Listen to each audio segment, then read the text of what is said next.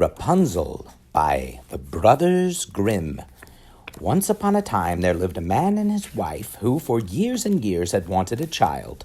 One day the wife was looking sadly out of the window. Winter was coming, but in the garden next door, which was surrounded by a huge great wall, she could see just rows and rows of delicious vegetables. In particular, she could see a huge bunch of Rapunzel, a special kind of lettuce. Her mouth watered, it looked so fresh and green. "Husband, I shall not rest until I have some of that Rapunzel growing next door," she whispered.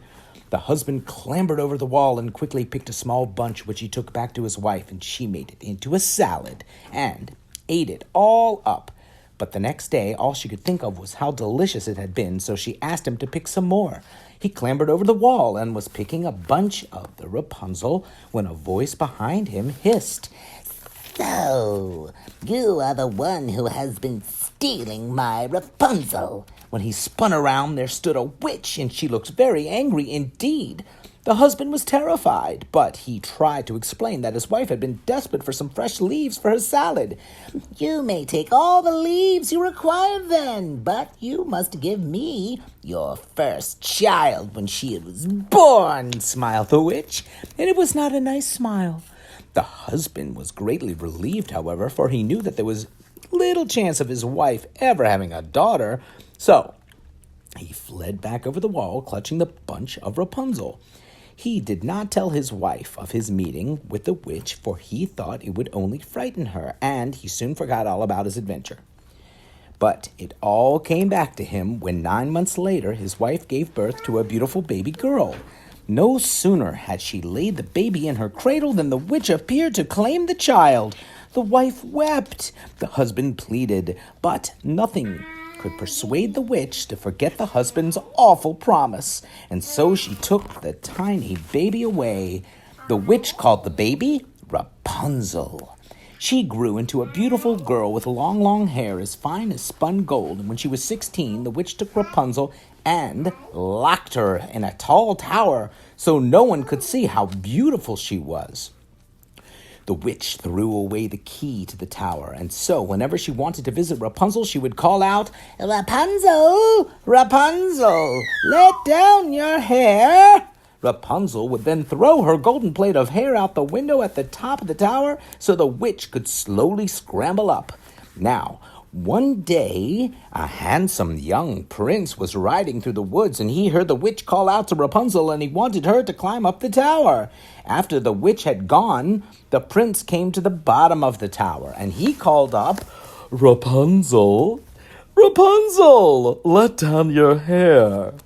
And he climbed quickly up the shining golden plate.